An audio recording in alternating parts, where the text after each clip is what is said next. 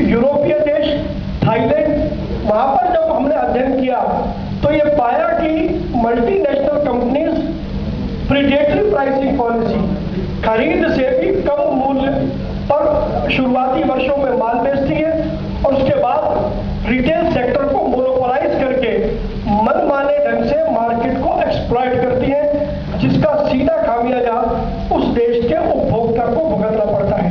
अगर ऐसा न होता तो आज अमेरिकी अर्थव्यवस्था की इतनी बिगड़ी हुई हालत न होती।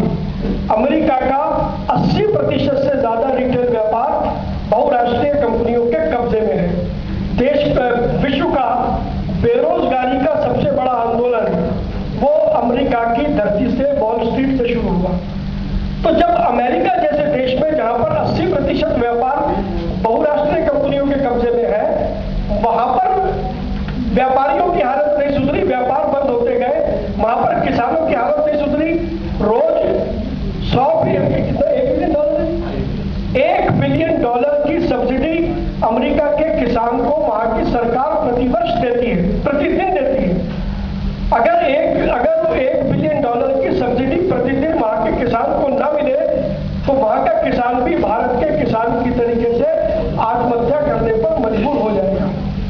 तो जब बाकी देशों का भी हमने उदाहरण देखा है, ये पुस्तक में भी आप देखेंगे कि किसानों को किस प्रकार से एक्सप्लॉइट करते हैं और कॉर्पोरेट फार्मिंग करके किसानों को उनके ही अपने खेत में वो बंधक बनाते हैं।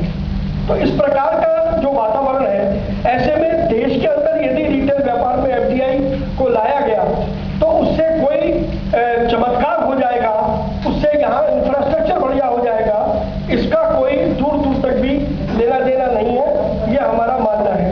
इसके अलावा सरकार ने 53 शहर आइडेंटिफाई किए कि इन 53 शहरों में 10 लाख से अधिक पॉपुलेशन है और यहाँ पर इन कंपनियों को रिटेल व्यापार खोलने की इजाजत दी जाए। हमारा ये मानना है कि 53 शहर नहीं है, ये 53 शहर इस पूरे देश में फीडर सिटी का काम करते हैं। इन 53 शहरों से छोटे शहरों में माल जाता है, तो ये जो बड़ी कंपनियां हैं उनको इन 53 शहरों से ज्यादा शहरों की आवश्यकता भी नहीं है।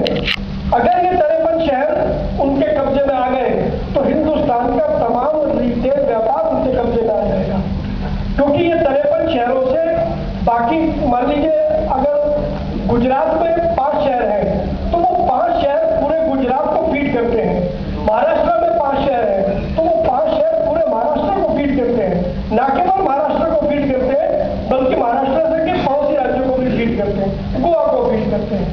तो अगर 53 शहर सरकार ने खोले हैं तो इसके पीछे भी हमारा मानना है कि कोई ना कोई सुनियोजित साजिश है, सुनियोजित षड्यंत्र है, जिसके तहत 53 शहर खोले जा रहे हैं। हमें ये लगता है कि सरकार के ऊपर सीधे तौर पर कॉर्पोरेट दबाव है। सरकार ने अभी कुछ दिन पहले केंद्रीय वाणिज्य मंत्री का हमने एक बयान सुना जिसमें उन्होंने कहा कि हमने रिटेल एसोसिएशन से बात कर दी है। मैं ऑन रिकॉर्ड ये कहना चाहता हूं कि आज तक देश के किसी भी व्यापारिक संगठन से सरकार ने बातचीत नहीं की है। ट्रांसपोर्ट